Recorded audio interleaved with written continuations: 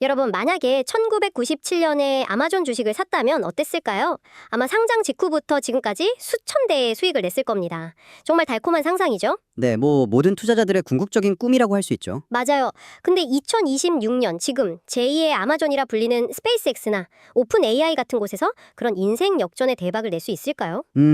결론부터 말씀드리면 좀 많이 어렵습니다. 그러니까요.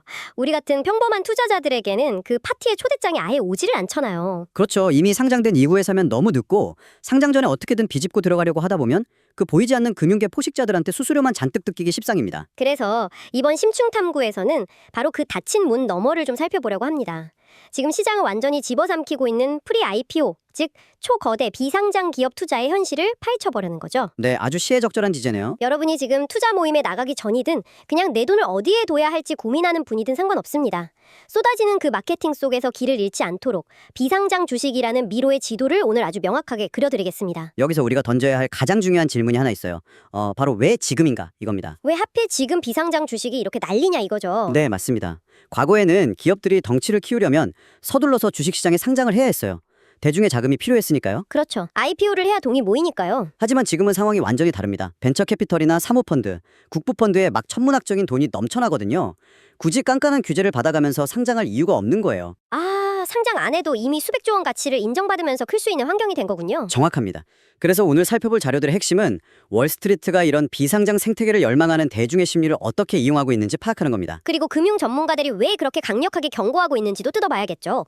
당장 인스타그램만 켜도 막 스페이스X 주식 미리 확보하세요 이런 광고가 엄청 뜨잖아요. 네, 정말 심심치 않게 보이죠? 그럼 첫 번째 방법부터 바로 들어가 보죠. 일반 투자자가 접근하는 가장 직관적인 통로, 바로 직접 거래 플랫폼입니다. 네, 푸지 글로벌이나 나스닥 프라이빗 마켓 같은 곳들이 자료에 언급되어 있죠. 이걸 보면서 저는 약간 유명하고 콧대 높은 VIP 클럽이 떠올랐어요. 클럽 안에서는 스타트업 직원들이 자기 주식을 현금으로 바꾸고 싶어하고 클럽 밖에서는 그걸 사고 싶어하는 사람들이 줄을 서 있는 거죠. 아주 적절한 비유네요.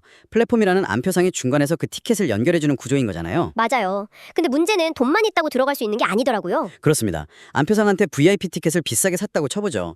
근데 클럽 문 앞에 있는 기도, 즉 그 기업의 경영진이 여러분을 막아섭니다. 헉, 돈을 냈는데도 못 들어가요? 네, 왜냐하면 스타트업들은 우선 매수권, 이른바 ROFR이라는 아주 강력한 권리를 쥐고 있거든요. ROFR이요? 그게 정확히 뭐죠? 직원이 주식을 남한테 팔려고 할 때 회사가 잠깐 우리가 그 가격에 먼저 살게 하거나 저 사람한테는 팔지 마 이렇게 막을 수 있는 권리입니다. 와, 세상에. 내가 거래 플랫폼에서 정당하게 돈 주고 샀어도 회사가 승인 안 하면 그냥 무효가 되는 거네요. 네, 바로 그겁니다. 아니, 근데 회사는 왜 굳이 자기들 주식이 거래되는 걸 막는 거죠?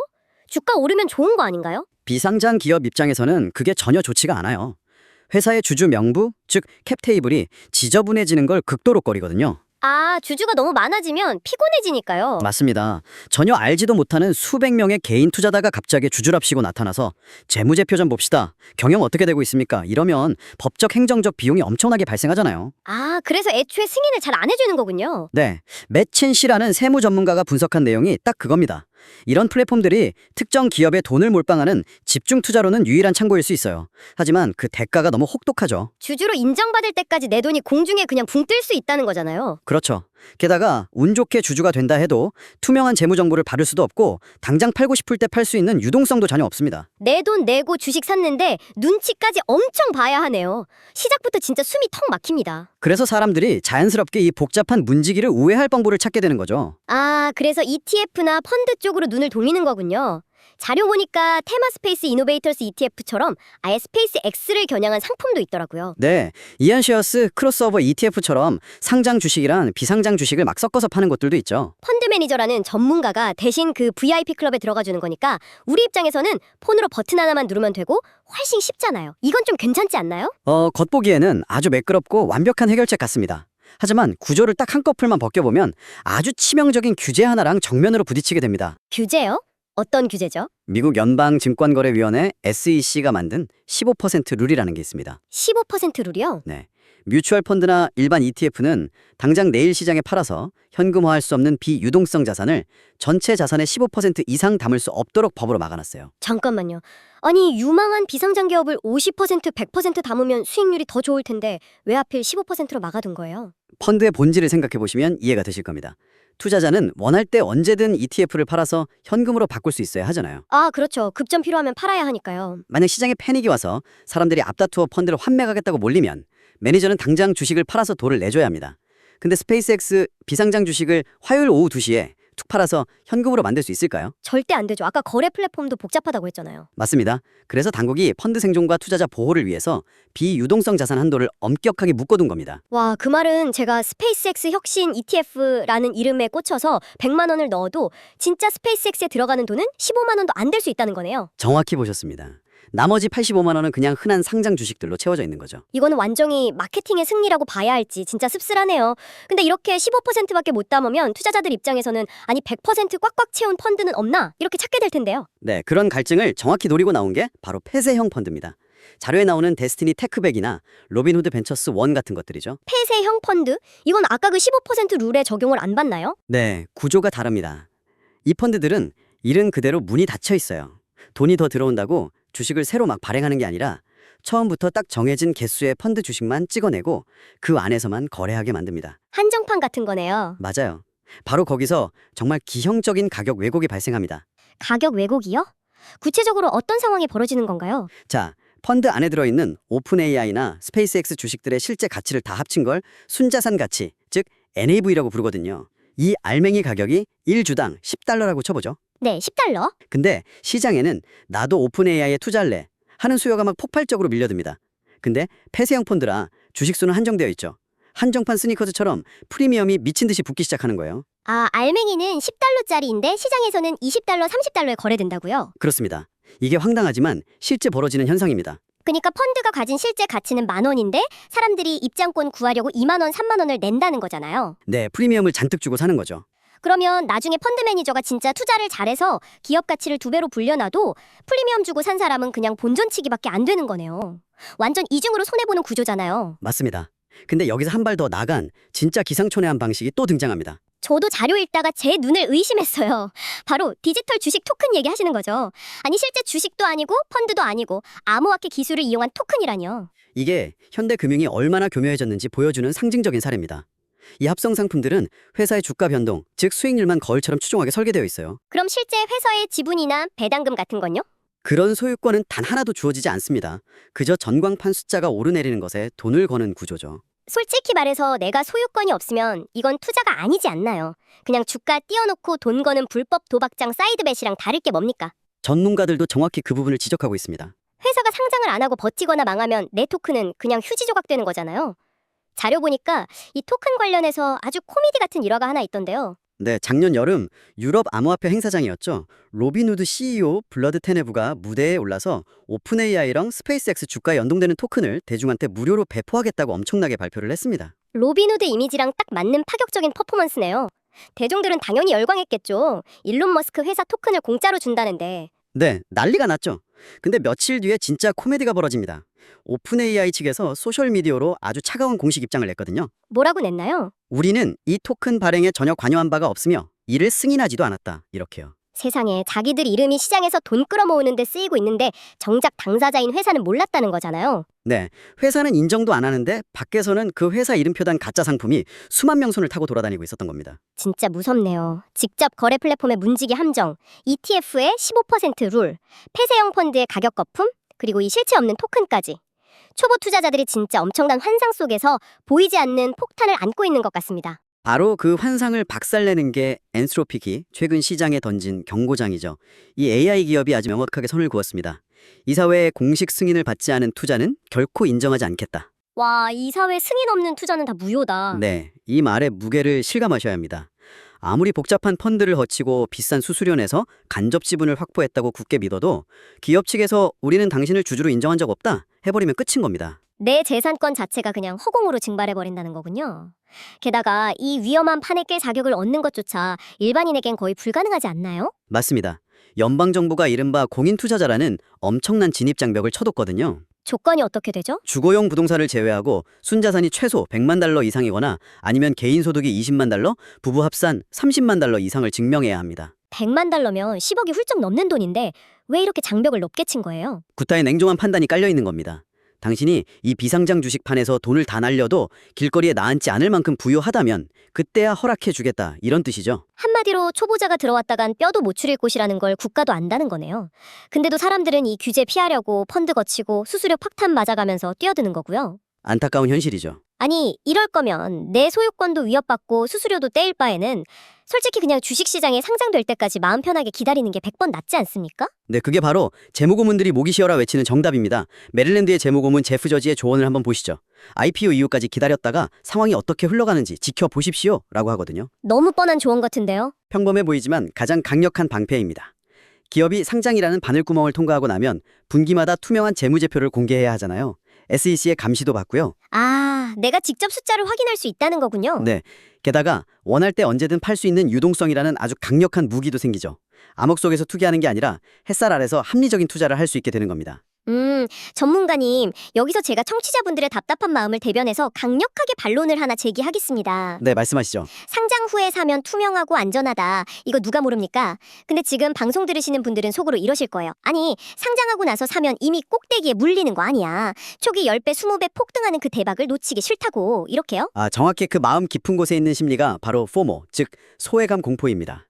투자자들이 왜 이렇게 조급한지 과거 숫자로 한번 대비를 해볼게요. 네, 들어보죠. 1997년에 아마존, 그리고 80년에 애플이 처음 상장했을 때 걔네 시가총액이 20억 달러 미만이었습니다. 20억 달러요? 그럼 상장하고 나서 샀어도 수백 배, 수천 배 먹을 수 있는 여백이 충분했네요. 그렇죠. 근데 지금의 스페이스X를 보십시오. 아직 상장도 안 한 비상장 상태인데 프라이빗 마켓에서 평가받는 기업 가치가 무려 1조 2,500억 달러에 달합니다. 와, 1조 2,500억 달러요? 네. 과거에는 상장이 폭발적 성장의 출발선이었다면 지금은 비상장 상태에서 성장판이 닫힐 때까지 다 커버진다는 뜻입니다. 그러니까 그 달콤한 100배 성장의 과실은 벤처 캐피탈이나 부유층들이 이미 다 파먹은 거네요. 일반 대중한테 돌아오는 건 이미 덩치가 산만해진 주식뿐이고요. 바로 그겁니다. 아, 내가 이 거대한 부의 사다리에서 쫓겨났구나. 그 박탈감이 사람들을 미치게 만들고 조급하게 만드는 거군요. 네. 그리고 그 박탈감이 결국 합리적인 판단력을 다 흐리게 만듭니다.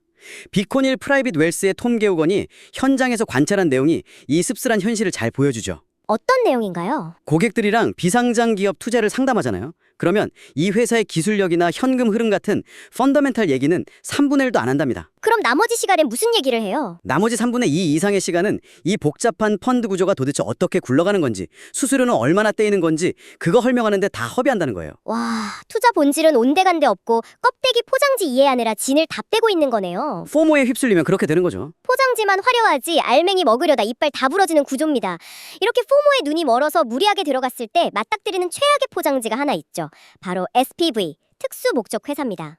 그 복잡함의 끝판왕이죠. 저는 이 구조 자료를 딱 보는데 러시아 전통 인형 마트료시카가 바로 떠오르더라고요. 인형 열면 안에 또 인형 있고 열면 또 있고. 아주 정확한 비유입니다. 근데 그 인형을 한 겹씩 벗길 때마다 여러분 피 같은 돈이 어떻게 뜯겨나가는지 보면 진짜 섬뜩하실 거예요. 어떻게 뜯겨나가길래요? 잭스 인베스트먼트 리서치의 니나 미슈라 디렉트가 이 SPV의 위험성을 아주 구체적으로 경고했는데요. SPV는 쉽게 말해 스페이스X 주식을 사려고 여러 명의 돈을 모으는 바구니입니다. 네, 돈 모으는 바구니. 근데 이 바구니가 스페이스X를 직접 들고 있는 게 아니에요. 다른 펀드에 투자하고 그 펀드가 또 다른 플랫폼의 펀드에 투자하는 식으로 겹겹이 쌓여 있습니다. 와, 그럼 투명성은 완전히 박살나겠네요. 가장 안쪽 인형에 진짜 주식이 들어있긴 한 건지 알 길이 없잖아요. 투명성 부족은 애교 수준입니다. 진짜 재앙은 수수료의 복리 효과예요. 수수료 복리 효과요? 네, 가장 겉에 있는 인형을 열 때 선불 수수료를 냅니다. 그 다음 인형 관리자한테 매년 2% 운영 수수료를 쥐죠. 네. 그리고 마침내 스페이스X가 상장해서 대박이 터졌다고 쳐보죠. 가장 안쪽 관리자가 이익의 20%를 성과급으로 떼어갑니다. 그걸 넘겨받은 중간 관리자가 또 자기 몫의 성과급을 떼어가고요. 와, 세상에. 매니저들끼리 돌아가면서 다 떼어먹는 거네요. 네, 회사 가치가 50% 폭등해도 그 겹겹이 쌓인 중간 매니저들 배 다 불려주고 나면 정작 모든 위험을 짊어진 투자자 손에는 겨우 10% 남짓한 부스러기만 떨어질 수 있다는 겁니다. 진짜 기가 막히네요. 겉으로는 내가 세상을 바꿀 혁신기업에 투자했다 이러면서 가슴 벅차하고 있는데 실제로는 월스트리트 중간 관리자들 골프장 회원권 끊어주고 있었던 거잖아요. 바로 그게 이 복잡한 구조가 숨기고 있는 진짜 얼굴입니다. 자, 이제 결론을 내려야 할 시간입니다. 직접 거래 플랫폼의 문지기 함정, ETF의 15% 룰, 폐쇄형 펀드의 가격 왜곡, 그리고 이 SBV의 수수료 지옥까지 싹 다 확인했습니다. 네, 다 짚어봤죠? 그럼 이 험난한 시장에서 우리 청취자분들은 도대체 어떻게 행동해야 할까요? 빅토리 인디펜던트 플래닝의 패트릭 휴이가 제안한 2가지 핵심 전략을 꼭 기억하셔야 합니다. 어떤 전략이죠? 둘째, 그럼에도 불구하고 비성장 투자를 꼭 하고 싶다면 여러분 전체 자산에서 아주 얇고 작은 일부분, 이른바 슬라이버에 불과해야 합니다. 아무리 위대한 기업이라도 잘못된 가격과 멍청한 구조로 들어가면 최악의 투자가 된다. 이 사실을 잊으시면 안 됩니다. 네, 진짜 명언이네요. 두 번째는요? 둘째가 가장 강력한 무기인데요. 바로 화이트보드 규칙입니다. 화이트보드 규칙. 그게 뭔가요? 여러분이 어떤 상품에 투자하려고 할 때 빈 화이트보드 앞에 서서 이 네 가지를 명확하게 그릴 수 없다면 절대 지갑을 열지 마시라는 겁니다. 네 가지가 뭐죠? 첫째, 자금이 흘러가는 구조. 둘째, 겹겹이 숨겨진 수수료. 셋째, 내가 원할 때 빠져나올 수 있는 유동성. 마지막으로 회사가 나를 인정하는 진짜 소유권입니다. 구조, 수수료, 유동성, 진짜 소유권. 이 네 가지네요. 네, 이 중 하나라도 보드에 제대로 그릴 수 없고 횡설수설하게 된다면 그 상품은 여러분을 위한 게 아니라 수수료를 뜯어내기 위한 함정입니다. 화이트보드에 명쾌하게 그릴 수 없다면 뒤도 돌아보지 말고 도망쳐라. 와, 내 돈을 지키는 가장 완벽하고 실전적인 방어줄 같습니다. 네, 꼭 명심하셨으면 좋겠습니다. 자, 오늘 심층 탐구의 여정을 이제 마무리할 시간입니다. 세상을 바꿀 초거대 기업들의 상장 전 주식을 향한 대중의 갈망, 그리고 그걸 먹고 자라는 금융상품들의 민낯을 철저히 해부해봤습니다. 네, 쉽지 않은 현실이었죠. 기업들이 광장으로 나오길 거부하고 닫힌 성벽 안에서 성장을 독식하는 시대잖아요. 그 성벽에 어떻게든 사다리를 걸쳐보려는 사람들의 포모가 참 자연스러운 감정이긴 합니다. 그렇죠. 누구나 부자가 되고 싶으니까요. 맞습니다. 그래서 마지막으로 여러분이 스스로 고민해보실 만한 질문을 하나 던지고 싶습니다. 혁신 기업들이 상장을 미루면서 대중의 소외감을 달래주겠다는 명목으로 온갖 펀드랑 토큰이 쏟아지고 있죠. 그들은 이걸 금융의 민주화라고 포장합니다. 누구나 혁신에 투자할 수 있다면서요? 네. 하지만 생각해 보십시오. 알맹이도 없는 토큰을 던져주고 마트리오시카 구조 안에서 이익의 절반 이상을 수수료로 뺏어가고 급할 때 돈을 뺄 수도 없는 이게 과연 민주화일까요? 글쎄요, 오히려 정반대 같네요. 아니면 그저 거대한 부에 이동해서 소외된 사람들의 공포를 교묘하게 이용해서 중간에서 돈을 챙기려는 포식자들의 새로운 수수료 생태계에 불과한 것일까요? 여러분의 화이트보드에는 지금 무엇이 그려져 있습니까? 정말 뼈를 때리는 질문이네요. 오늘의 탐구는 여기까지입니다. 여러분이 더 현명한 투자자로 거듭나는데 오늘 그려드린 지도가 든든한 무기가 되었기를 바랍니다.